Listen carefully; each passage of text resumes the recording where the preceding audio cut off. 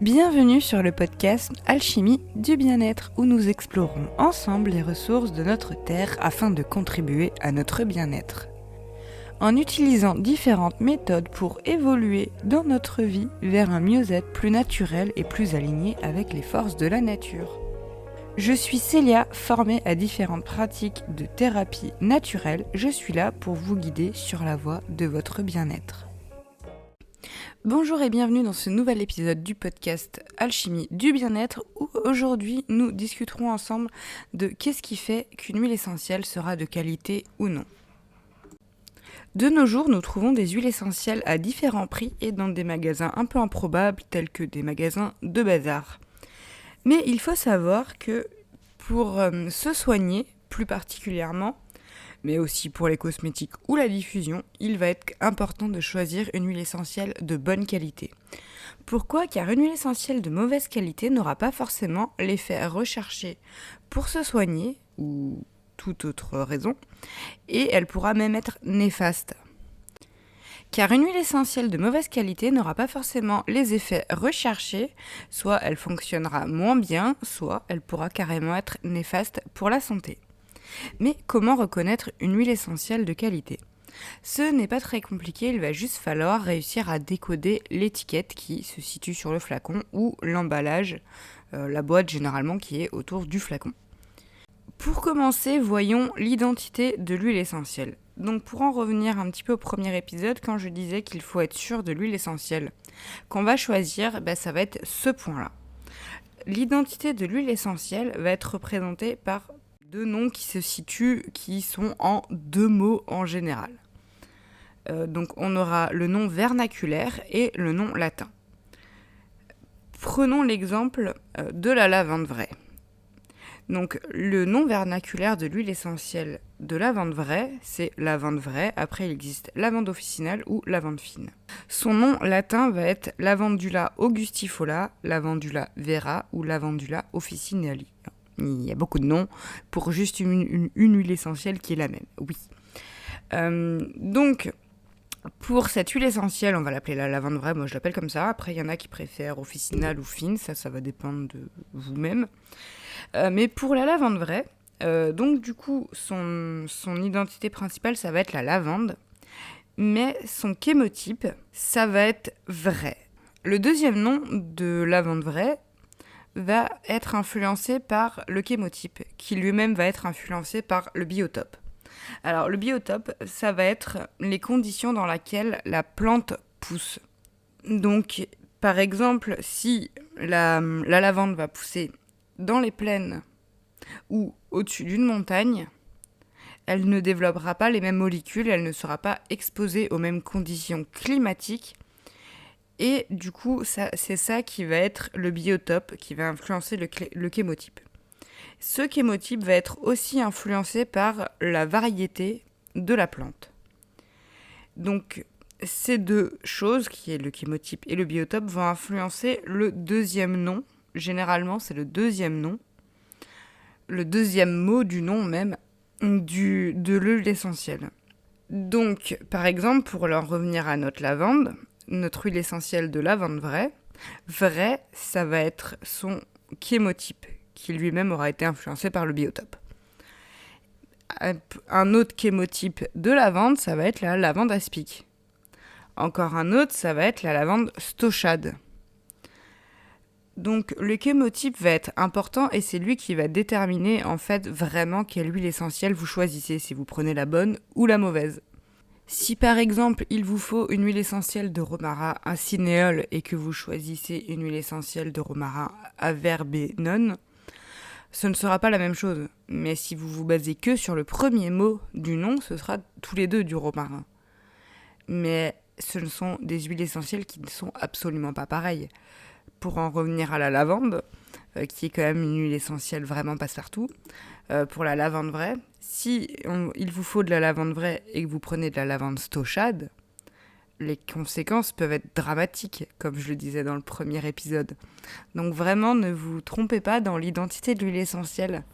Vraiment, parce qu'une huile essentielle de lavande, selon son chémotype, n'aura pas du tout les mêmes effets, et du coup, ce ne sera pas du tout la même chose. Ensuite, on aura les organes de la plante utilisée.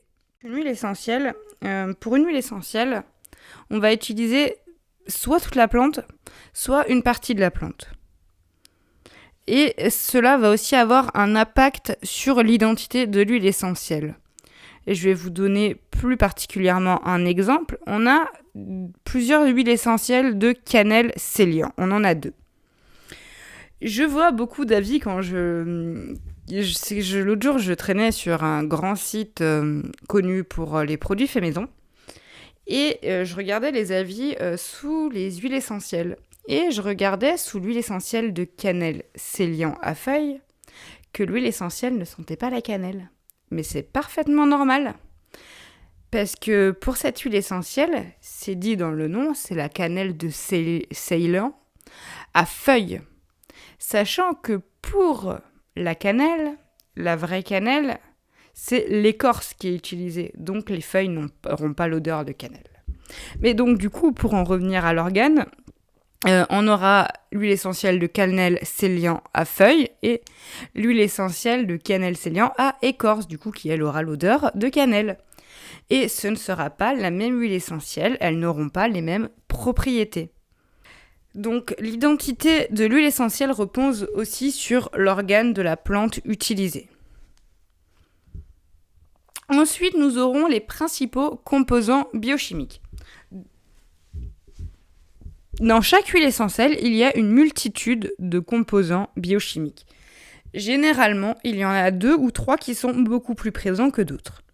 Ils doivent être mentionnés sur l'emballage des huiles essentielles. D'ailleurs, c'est grâce à eux qu'on peut détecter les effets et les dangers de chaque huile essentielle.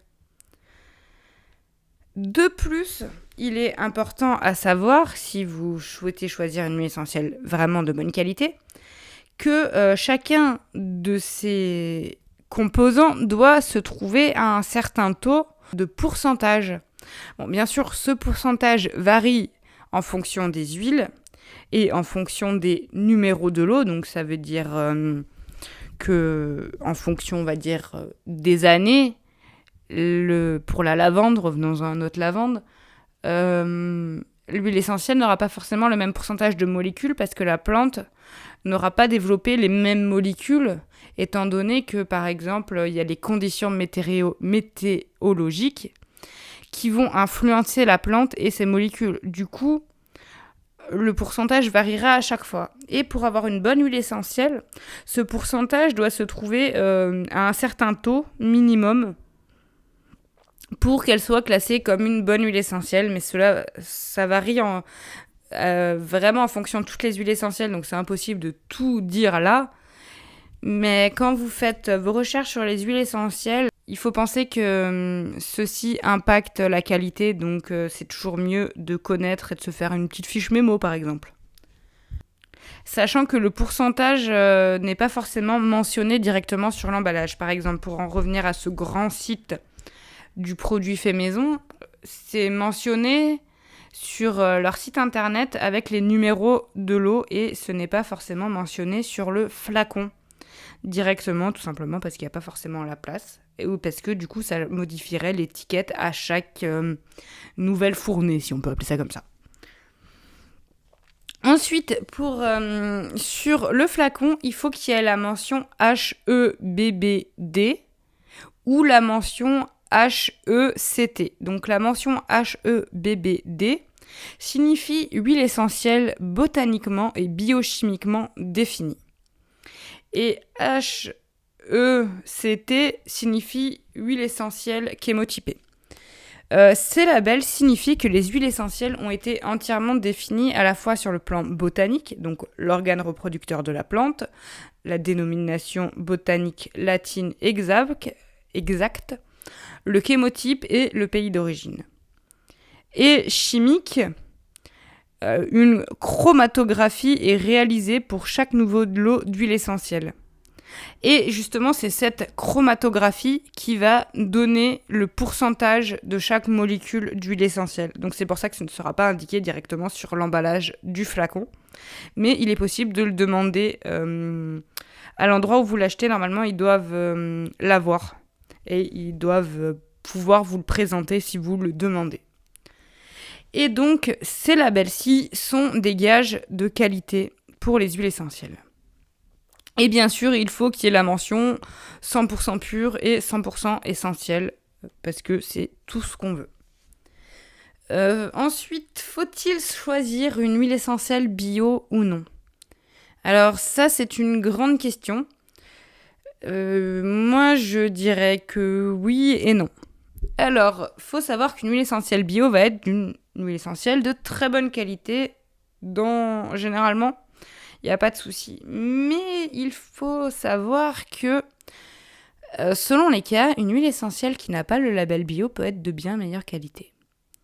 Pourquoi ? Alors déjà parce que le label bio coûte extrêmement cher. C'est vraiment une grosse somme d'argent pour avoir le label bio. Et du coup, il faut faire plein de tests, etc.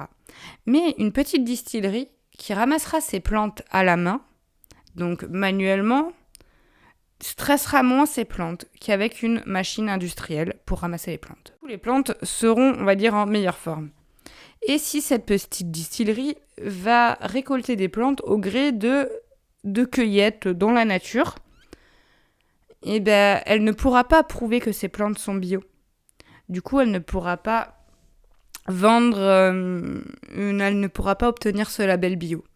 Mais ces huiles essentielles seront sûrement de meilleure qualité peut-être qu'une huile essentielle bio, parce que ce seront des plantes qui n'auront pas été poussées exprès pour la croissance, qui n'auront pas été stressées par des machines. Elles auront subi un respect optimal, si on peut dire ça comme ça, des structures moléculaires, des structures aromatiques et donc de la plante. Et donc, c'est potentiellement une meilleure huile essentielle qu'une huile essentielle bio.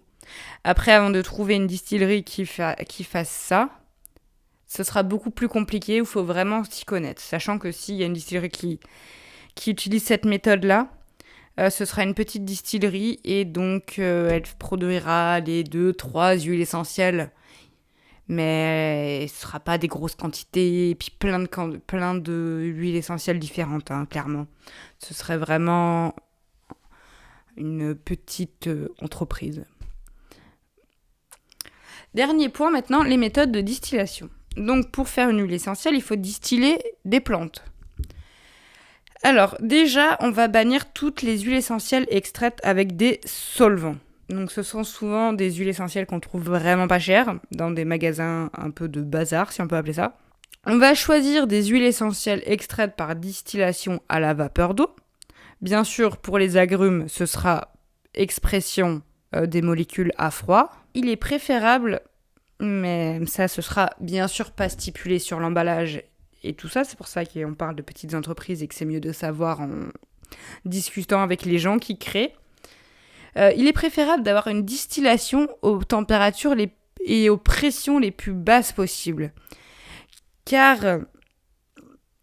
plus la température est basse, plus la pression est basse, du coup la distillation sera beaucoup plus lente et les molécules aromatiques seront beaucoup mieux préservées. Sachant que dans notre société, à l'heure actuelle, même pour la production d'huile essentielle, les entreprises, elles cherchent principalement un rendement. Donc, plus c'est rapide, mieux c'est pour eux, financièrement parlant. Mais pour une huile essentielle de qualité, on va chercher quelque chose qui a été distillé longtemps, avec du coup, comme je disais, les pressions et températures basses pour une meilleure qualité.